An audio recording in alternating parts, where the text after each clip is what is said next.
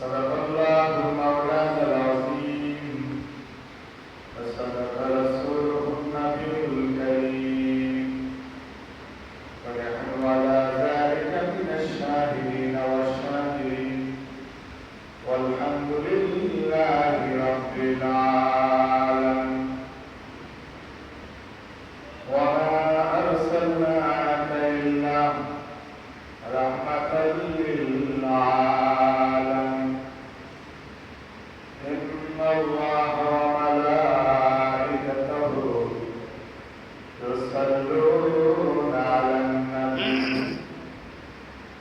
يا أيها الذين آمنوا صلوا عليه وسلموا تسليما اللهم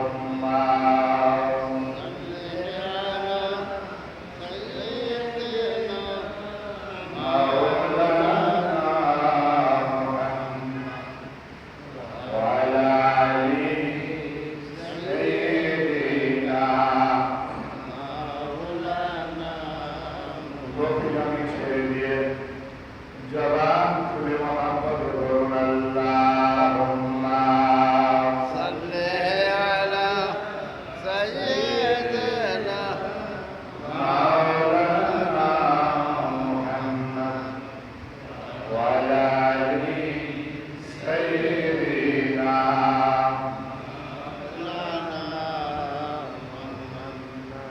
ঈমান আনো আমল করো ঘর সুন্দর জিন্দেগি যেমনি ভাবে গড়েছেন জীবন আমার প্রেমের নবীজি আল্লাহ সাল্লি আলা সাইয়্যিদিনা মাওলানা মুহাম্মদ وعلى آل سيدنا مولانا لا إله إلا الله محمد رسول صلى الله عليه وسلم كرامي شمال المسلمين السلام عليكم ورحمة الله وبركاته ওয়ালাইকুম আসসালাম ওয়া রাহমাতুল্লাহি ওয়া বারাকাতুহু আল্লাহ পাকের দরবারে অসংখ্য শুকরিয়া যিনি আমাদেরকে দুনিয়ার জমিনে মানব করে মুসলমান করে আজকে নবীর উম্মতকে সৃষ্টি করেছেন। সে মহান মহিয়ান সর্বশক্তিমান আল্লাহ রাব্বুল ইজ্জতের দরবারে হৃদয়ে সক্ষম আবেগ অনুভূতি উদ্ধার করে মুখ করে উচ্চ আওয়াজে সমবেত কণ্ঠে মধুর সুরে সমসুরে সদরে বলুন আলহামদুলিল্লাহ আলহামদুলিল্লাহ আর জোরে বলেন আলহামদুলিল্লাহ। আলহামদুলিল্লাহ আসলে আমরা দুনিয়ার জমিনে আল্লাহর নিয়ামত পেয়েছি, অসংখ্য নিয়ামত। একটি নিয়ামতের শুকরিয়া আদায় করে শেষ করা সম্ভব হবে না। যদি আল্লাহ পাক আমাদেরকে কিয়ামত পর্যন্ত হায়াত দান করেন, আমরা যদি কিয়ামত পর্যন্ত সিজদা করে থাকি, তারপরেও আল্লাহ পাকের শুকরিয়া আদায় করে শেষ করা যাবে না। তো আমরা আল্লাহর মসজিদে এসেছি জুমার দিন। জুমার নামাজ অতি দামি নামাজ, মূল্যবান নামাজ। নামাজের জন্য পাক পবিত্র হওয়া খরচ। পাক পবিত্রতার কথা আল্লাহ পাক 1000 বছর ধরে কোরআন শরীফের মধ্যে বলেছেন, লা ইয়ামাসসুহু ইল্লাল মুতাহহারুন। তোমরা অপবিত্র অবস্থায় কোরআন স্পর্শ করো না।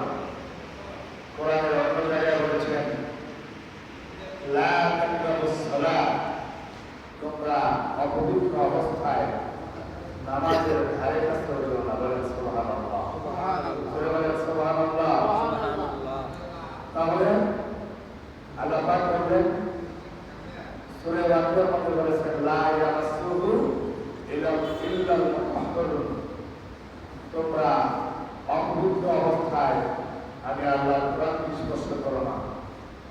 আর অন্য সূরা বলেছেন লা তাকরাবুস সালাহ, তোমরা অপবিত্র অবস্থায় সালাতের ধারে কাছেও যেও না। সালাত আরবি শব্দ, আমরা যেটাকে বাংলায় বলি নামাজ। বলেন সুবহানাল্লাহ। আর বলেন সুবহানাল্লাহ। এই নামাজ ইসলামের মূল স্তম্ভ, মূল প্রতীক, মূল ভিত্তি।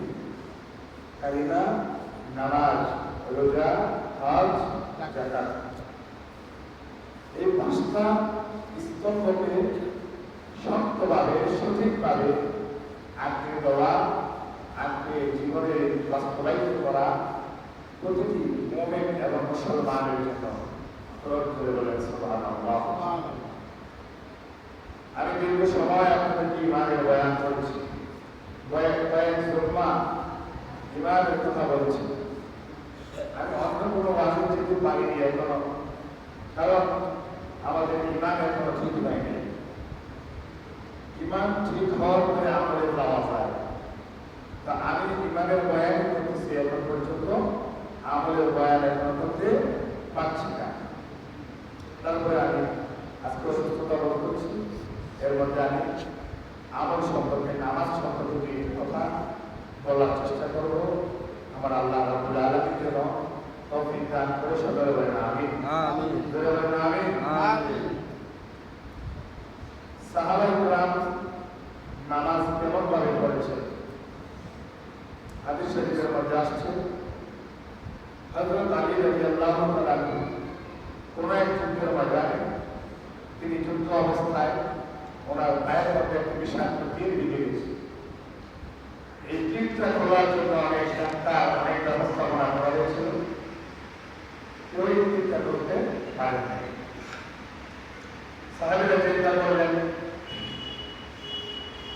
তবে সাহাবীদের নামাজ তো কঠিন নামাজ, হযরত আলী তীর তুলতে হবে, নামাজ অবস্থায় তুলতে হবে। তারা এটা মনে মনে চিন্তা ভাবনা করছে, কিন্তু আলীর কাছে বলেনি। নিশ্চয়ই হযরত আলী রাদিয়াল্লাহু আনহু তিনি নামাজে দাঁড়িয়েছেন, নবীর সাহাবীরা বলছে এই তো সুবর্ণ সুযোগ চলে যাচ্ছে, তিনি তো এখন নামাজ পড়তেছে না, তিনি আল্লাহর কাছে চলে গেছে। বলেন না সুবহানাল্লাহ। আর বলেন সুবহানাল্লাহ।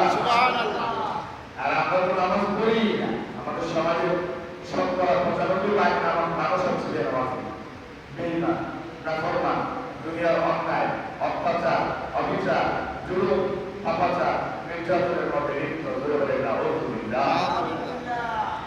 প্রিয় বন্ধুগণ,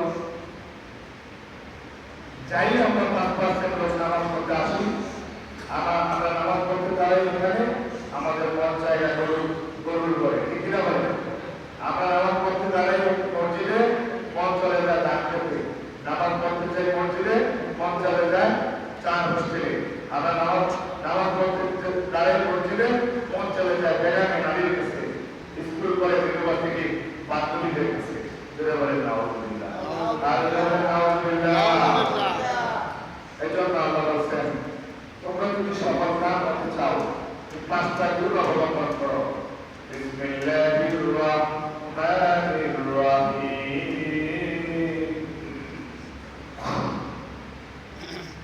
قد أفلح المؤمنون الذين في صلاتهم خاشعون.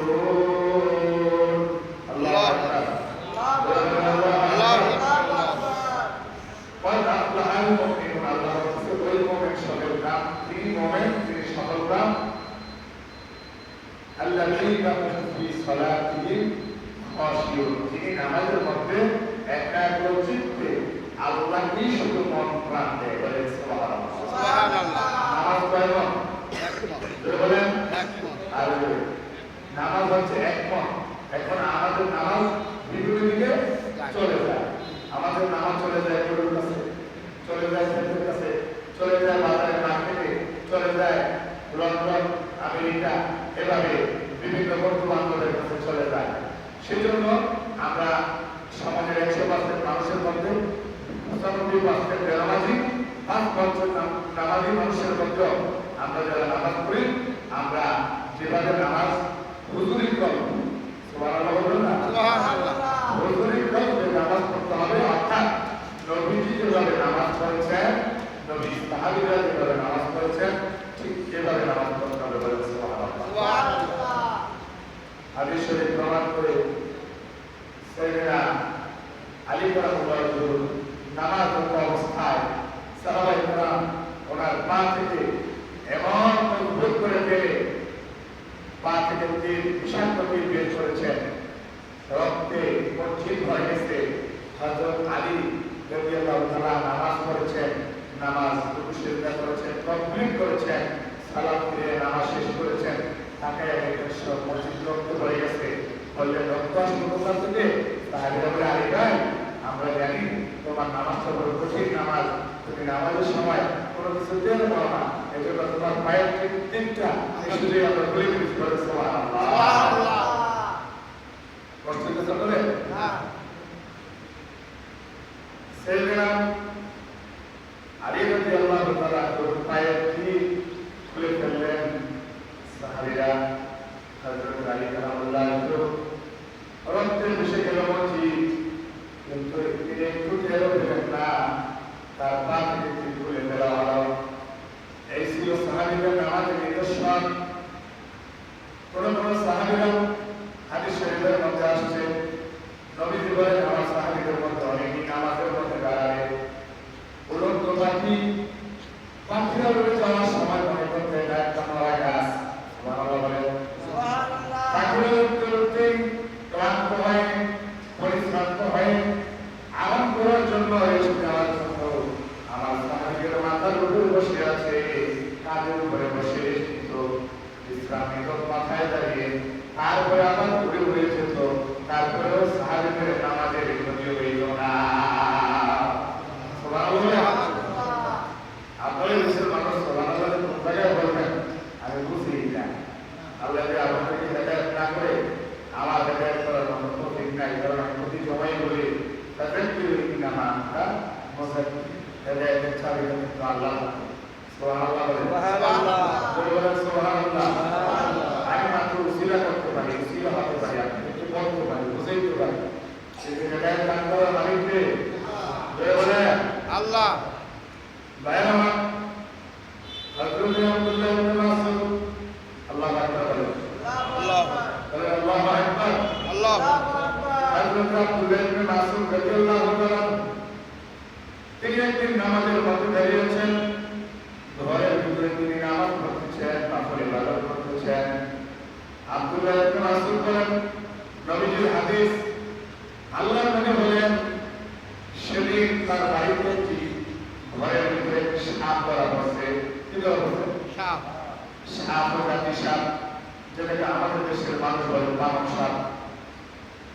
জাতি সাপ ধরা পড়ছে।